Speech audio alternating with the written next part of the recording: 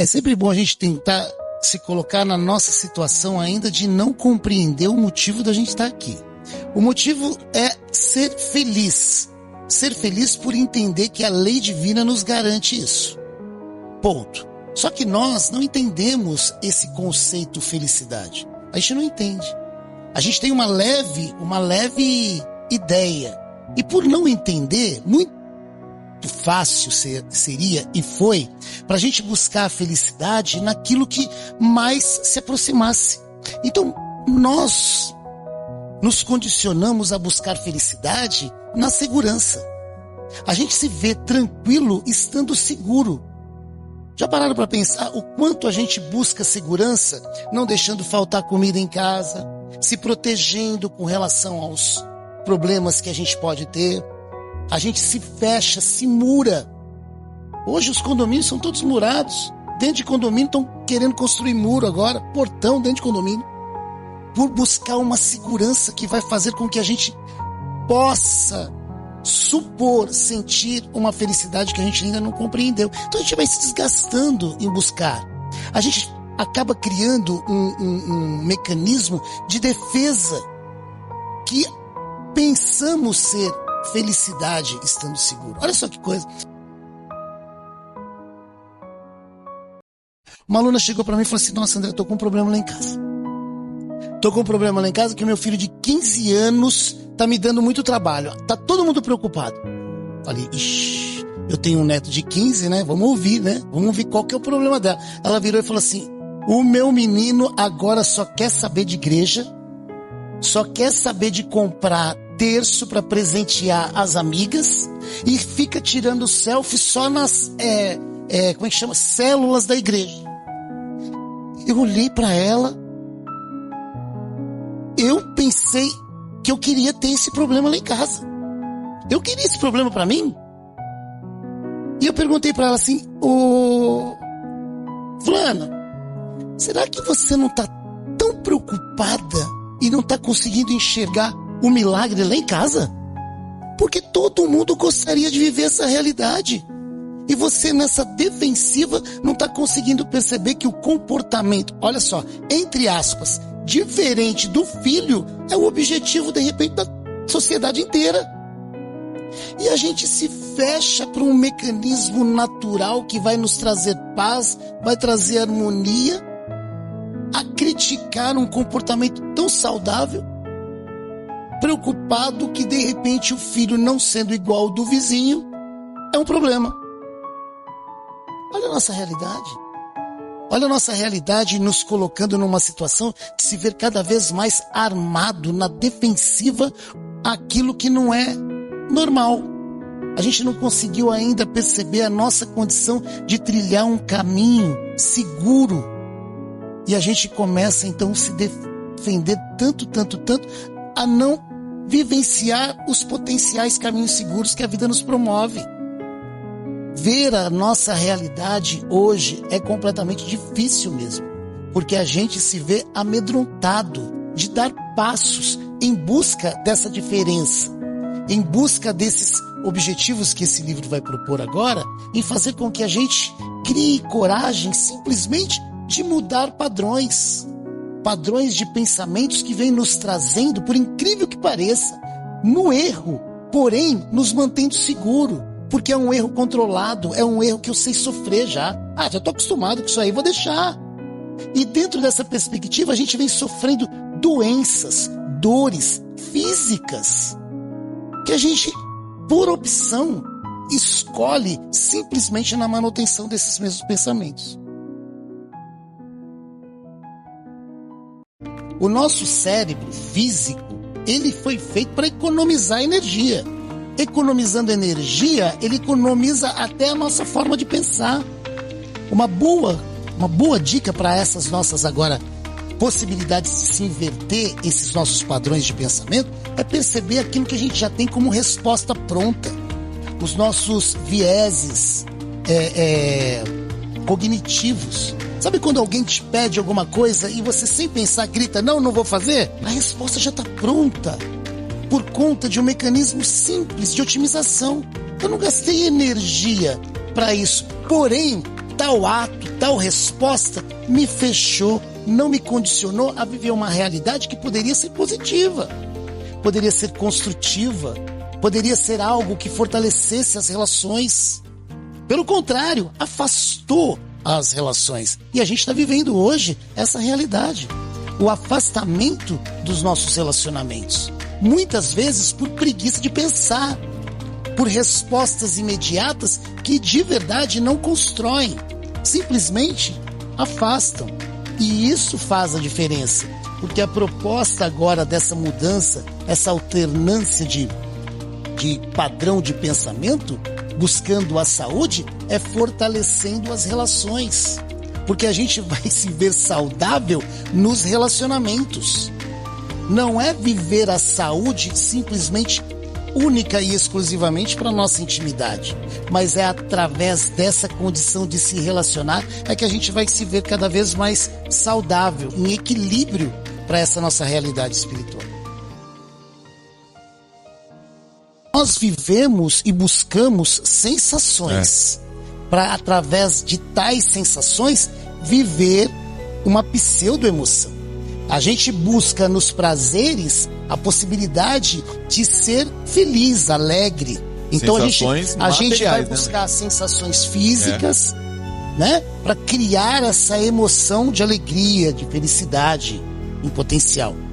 Aqui é o contrário.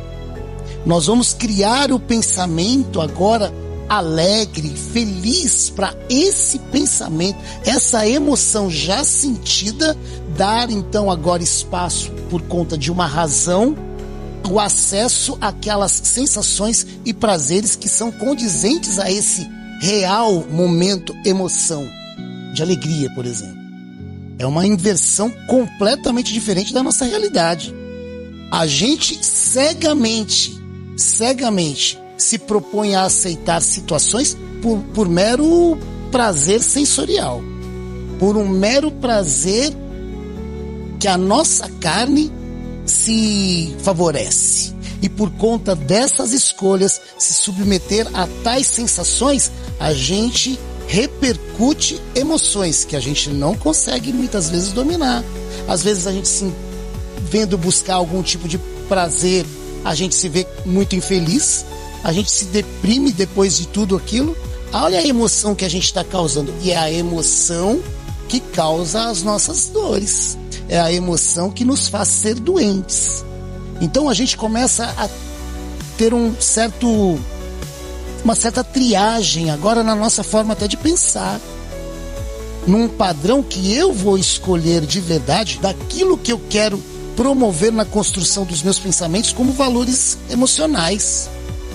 Nós hoje, por conta das nossas problemáticas já viciosas, a gente pensa negativamente. As nossas emoções que produzem os nossos pensamentos são completamente negativas. A gente absolutamente não se abre positivamente para a realidade que a vida nos oferece.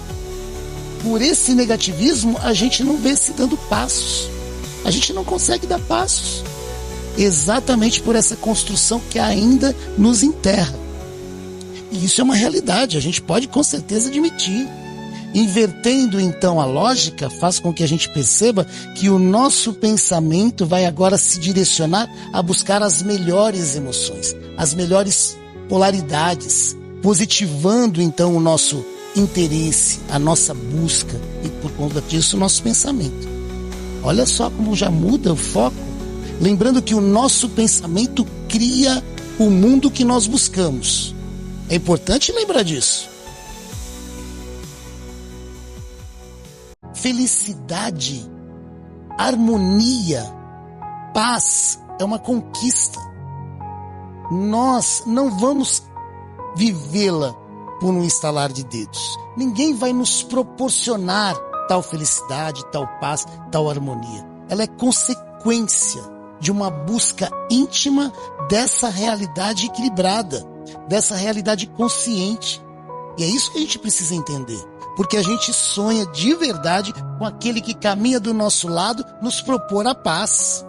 Ou cair do céu, né, André? Ou me propor a felicidade. Você tem que me fazer feliz. E a gente vive essa expectativa. e ainda não entendeu o princípio da lei, que é exatamente meritória a sua possibilidade de vivenciar tal paz. É por conta das nossas conquistas. E é isso que garante esse predeterminismo divino. Todos nós viveremos essa paz. O problema é que a gente ainda não despertou que ela depende da gente. Somos parte da criação divina. O nosso orgulho muitas vezes nos tira dessa realidade, achando que nós somos um ser à parte e que o mundo gira para o nosso bel prazer. Mas não, nós somos parte da criação divina e por conta disso estamos à mercê de uma lei única, a lei divina, que nos garante, dentro dela, vivermos o equilíbrio, vivermos a felicidade. Fora dela, estaremos infelizes. É isso que diz o Livro dos Espíritos. Se a gente pensar e entender essa mecânica simples, faz com que a gente se encontre de verdade na nossa real situação. Por quê? Porque quando a gente se coloca como um espírito, tendo que buscar o objetivo de viver plenamente a lei divina, a qual viveremos com certeza, para nos vermos felizes, para nos vermos em harmonia, e por não ter ainda alcançado esse padrão, justifica-se então os nossos desequilíbrios, as nossas dores, justifica-se então todo esse processo que a gente ainda se encontra em infelicidade. Porque essa é a realidade. A gente se engana muito com os prazeres que a vida nos proporciona, mas na nossa intimidade a gente sabe reconhecer. Estamos muito distantes desse padrão proposto por se vivenciar tal lei. Agora, dentro desse propósito, toda a criação está dentro dessa mesma regra. Então, quando a gente vê a natureza em desequilíbrio, a gente vai perceber que ela se afastou desse padrão divino de equilíbrio. E por conta do afastar da natureza desse padrão, logicamente provocado muitas vezes por nós, a gente vai perceber o total desarranjo, o total desajuste. A condição da gente enxergar a nossa natureza não saudável, distante da saúde. Os nossos desequilíbrios, então, vão acarretar desequilíbrios no nosso corpo físico. A nossa condição espiritual desequilibrada trata, então, de propor desequilíbrios onde a gente enxerga. Então, com isso, as nossas construções de pensamento vão ser desequilibradas, as nossas relações vão ser desequilibradas, e com isso a gente vai assumindo um padrão de consciência de que esse desequilíbrio tende então a direcionar consequências. A saúde é uma delas. E aí a gente começa a se ver saudável ou não, mediante a nossa condição de estar bem ou não equilibrado na nossa forma de pensar e agir. O que está preponderando no nosso dia a dia? São esses pensamentos mais positivados ou negativos? Mas analisando intimamente, a gente pode então agora se voltar para dentro e se enxergar. Eu estou saudável? Eu estou doente? Essas dores que eu tenho, esses meus desequilíbrios, essa minha ansiedade, essa minha angústia, essa minha dor de cabeça que não passa? Será que é fruto somente daquele... daquela caipirinha estragada que eu tomei? Será que é fruto simplesmente azeitona, André, azeitona. Isso, será que foi o pimentão que realmente me desarranjou? E com isso a gente vai criando a perspectiva de se ver consciente diante do nosso todo, diante daquilo que realmente nós estamos escolhendo plantar para colher agora as respostas da nossa condição física. Lembrando que toda doença é uma colheita. É uma colheita. Então, dentro dessa colheita é também lembrar que ninguém plantou por nós. A gente não herdou a terra, nós plantamos. Pois é. Então a gente tem que compreender de uma vez por todas que o que a gente vive é resultado do ontem. A colheita nos ensina. Tem um direcionamento que é bacana. Quando a gente está direcionado aos desvios, geralmente a gente planta sorrindo. Quando a gente está buscando aquilo que não nos engrandece, que nos desvia, a gente vai estar sempre plantando sorrindo. Por conta desses desvios, a colheita é sempre chorando.